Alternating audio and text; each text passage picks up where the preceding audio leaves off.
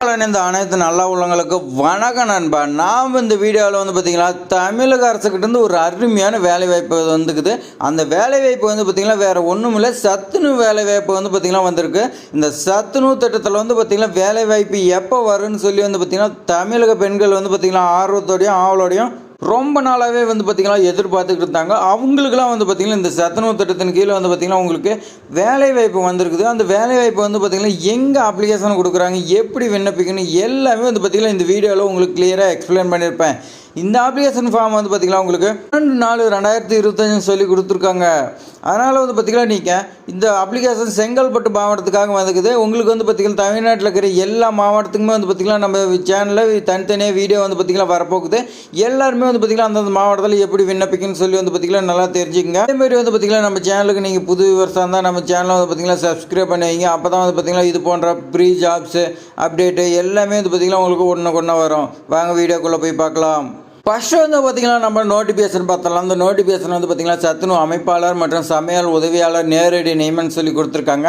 செங்கல்பட்டு மாவட்டத்தில் பார்த்திங்கன்னா புரட்சி தலைவர் எம்ஜிஆர் சத்துணவு திட்டத்தின் கீழே பார்த்திங்கன்னா உங்களுக்கு 124 சத்துணவு அமைப்பாளர் காலி பணியிடங்களுக்கு பார்த்திங்கன்னா உங்களுக்கு 7,700 ரூபாயிலேருந்து 24,200 ரூபா வரைக்கும் உங்களுக்கு பார்த்திங்கன்னா சம்பளம் இருக்குன்னு சொல்லியிருக்காங்க. அதே மாதிரி 241 சமையல் உதவியாளர் வேகன்சி இருக்குது. இதுக்கு 3,000லேருந்து 9,000 ரூபா வரைக்கும் பார்த்திங்கன்னா உங்களுக்கு சம்பளம் இருக்குன்னு சொல்லியிருக்காங்க. இந்த ஜாப் பார்த்திங்கன்னா உங்களுக்கு நேரடியாக நியமிக்கிறதா சொல்லியிருக்காங்க. எந்த ஒரு எக்ஸாமினேஷனுமே கிடையாது.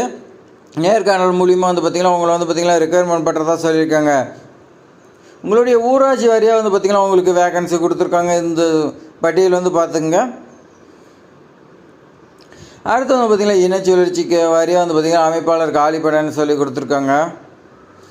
இனச்சுழற்சி பார்த்திங்கன்னா மொத்த காலிப்படை 20 சொல்லி கொடுத்துருக்காங்க. உங்களோட கம்யூனிட்டி வைஸ் எல்லாமே கொடுத்துருக்காங்க. சத்துணவு அமைப்பாளர் பணிக்கான தகுதி பார்த்திங்கன்னா என்ன கொடுத்துருக்காங்கன்னா பொதுப்பிரிவினர் மற்றும் தாழ்த்தப்பட்டவருக்கு பார்த்திங்கன்னா நீங்கள் 21லேருந்து 40 வயசுக்குள்ளே இருக்குன்னு சொல்லியிருக்காங்க. அதே மாதிரி பார்த்திங்கன்னா உங்களுக்கு கல்வி தகுதி 10ஆம் வகுப்பு படிச்சிருந்தா இந்த ஜாப்க்கு எலிஜிபிள்னு சொல்லியிருக்காங்க. பழங்குடியினருக்கு பார்த்திங்கன்னா உங்களுக்கு 18 வயசுலேருந்து 40 வயசுக்குள்ளே இருக்கிறீங்க பார்த்திங்கன்னா அப்ளை பண்ணலாம்னு சொல்லியிருக்காங்க. பழங்குடியினர் பார்த்திங்கன்னா நீங்கள் 8வது தேர்ச்சி பெற்றுக்கலாம், தோல்வி அடைஞ்சிருக்கலாம், எது பண்ணியிருந்தாலும் பார்த்திங்கன்னா நீங்கள் எலிஜிபிள்னு சொல்லியிருக்காங்க. சமையல் உதவியாளருக்காக பார்த்திங்கன்னா நீங்கள் பொது பிரிவினர் மற்றும் தாழ்த்தப்பட்டவருக்கு பார்த்திங்கன்னா 21 வயசுலேருந்து 40 வயசுக்குள்ளே இருக்குன்னு சொல்லியிருக்காங்க. கல்வி தகுதி பார்த்திங்கன்னா நீங்கள் 5ஆம் வகுப்பு பார்த்திங்கன்னா தேர்ச்சி அல்லது தோல்வி பெற்றுக்குன்னு சொல்லியிருக்காங்க. நீங்கள் 5ஆவது போயிருந்தாவே போதும்னு சொல்லியிருக்காங்க. நீ பாஸ் ஆயிருந்தாலும் ஃபெயிலாக இருந்தாலும் கவலை இல்லை, நீங்கள் பார்த்திங்கன்னா ஜாப் எலிஜிபிள் சொல்லி. பழங்குடியினருக்கு பார்த்திங்கன்னா 18 வயசுலேருந்து 40 வயசுக்குள்ள இருக்கிறவங்க பார்த்திங்கன்னா இந்த ஜாப் எலிஜிபிள் சொல்லியிருக்காங்க. இந்த ஜாபுக்கு பார்த்திங்கன்னா கல்வி தகுதி எழுத படிக்க தெரிஞ்சிருந்தாவே போதும்னு சொல்லியிருக்காங்க. அதே மாதிரி பார்த்திங்கன்னா இந்த ஜாப்க்கு ஒரு சில நிபந்தனைகள்லாம் கொடுத்துருக்காங்க. அது என்னென்னு பார்த்திங்கன்னா நீங்கள் நியமிக்கும் பணியிடத்திற்கு பார்த்திங்கன்னா 3 கிலோமீட்டருக்கு உள்ளே தான் இருக்குதுன்னு சொல்லியிருக்காங்க. அதுக்கான சர்டிஃபிகேட் பார்த்திங்கன்னா நீங்கள் விஏ கிட்ட வாங்குற மாதிரி இருக்குன்னு சொல்லியிருக்காங்க. அதே மாதிரி பார்த்திங்கன்னா அரசு விதிமுறைகளின்படி நீதிமன்ற ஆணைக்கு உட்பட்டு பார்த்திங்கன்னா கல்வி தகுதி, இருப்பிடம், சாதி, விதவை எல்லாமே பார்த்திங்கன்னா நீதிமன்றத்துக்கு உட்பட்டு தான் பார்த்திங்கன்னா உங்களை ரெக்குயர்மெண்ட் பண்ணுறதா சொல்லியிருக்காங்க. இப்போ பார்த்திங்கன்னா அப்ளிகேஷன் ஃபார்ம் பார்க்கலாம். அப்ளிகேஷன் ஃபார்ம் பார்த்திங்கன்னா உங்களுக்கு சத்துணவு அமைப்பாளர் சமையல் உதவியாளர் பணிக்கான விண்ணப்பம் பார்த்திங்கன்னா இப்படி தான் கொடுப்பாங்க. இதில் பார்த்திங்கன்னா உங்களுடைய ஊராட்சி நகராட்சியின் பெயர் எழுதிக்கலாம். நீங்கள் பார்த்திங்கன்னா ஊராட்சி இருந்தீங்களா அந்த ஊராட்சி பேர் எழுதிக்கலாம், நகராட்சி இருந்தீங்களா நகராட்சி பேர் எழுதிக்கலாம்னு சொல்லியிருக்காங்க. அதே மாதிரி பார்த்திங்கன்னா உங்களுடைய பாஸ்போர்ட் சைஸ் ஃபோட்டோ பார்த்திங்கன்னா ரைட் சைடில் ஓட்டிங்க. அடுத்து பார்த்திங்கன்னா உங்களுடைய வினோதாரன் பெயர் கேட்டிருக்காங்க. இந்த பேர் பார்த்திங்கன்னா உங்களுடைய பேர் பார்த்திங்கன்னா எந்த ஒரு மிஸ்டேக் இல்லாத தமிழில் பார்த்திங்கன்னா நல்லா தெளிவாக எழுதிங்க. அடுத்து பார்த்திங்கன்னா விண்ணப்பிக்கின் பதவியின் பெயர் மற்றும் சத்துணவு மையத்தின் பெயர்னு சொல்லி கேட்டிருக்காங்க.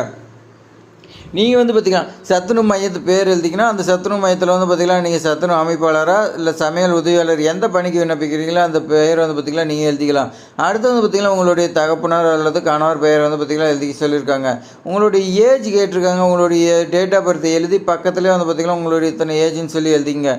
கல்வி தகுதி கேட்டிருக்காங்க. நிர்ணயிக்கப்பட்ட கல்வி தகுதி பார்த்திங்கன்னா நீங்கள் படிச்சிருக்குன்னு சொல்லியிருக்காங்க. அதுக்கு மேலே நீங்கள் டிகிரி எது வேணாலும் படிச்சிருக்கலாம் சொல்லியிருக்காங்க.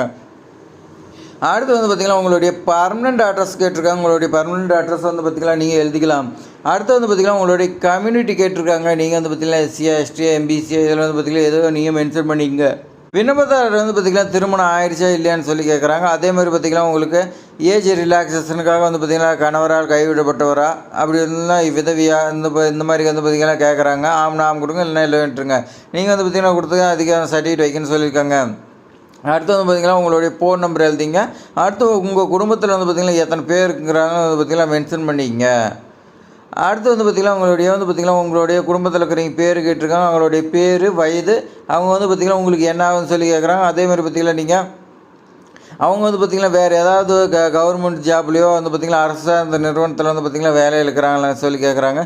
இருந்தால் கொடுத்துருங்க, இல்லைனா விட்டுருங்க. அதேமாதிரி பார்த்திங்கன்னா மாத வருமானம் வந்து பார்த்திங்கன்னா கேட்குறாங்க. அவங்களுக்கு வந்து பார்த்திங்கன்னா எவ்வளோ சம்பளம்னு சொல்லி கேட்குறாங்க. அதெல்லாம் நீங்கள் மென்ஷன் பண்ணுற மாதிரி இருக்கும்.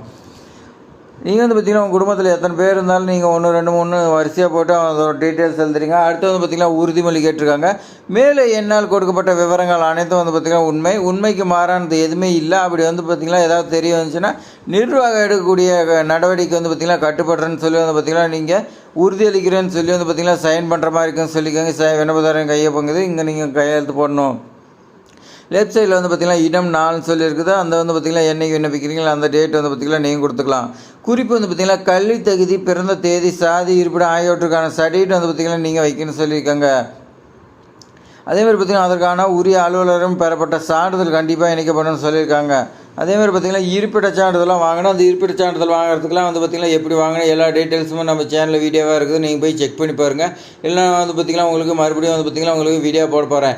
அதேமாதிரி பார்த்திங்கன்னா இது போன்ற பயனுள்ள தகவல் வந்து பார்த்திங்கன்னா நம்ம சேனலில் தொடர்ந்து வந்துகிட்டே இருக்குது. நீங்கள் வந்து பார்த்திங்கன்னா மிஸ் பண்ணிட்டு மிஸ் பண்ணக்கூடாதுன்னா சப்ஸ்கிரைப் பண்ணி வைங்க.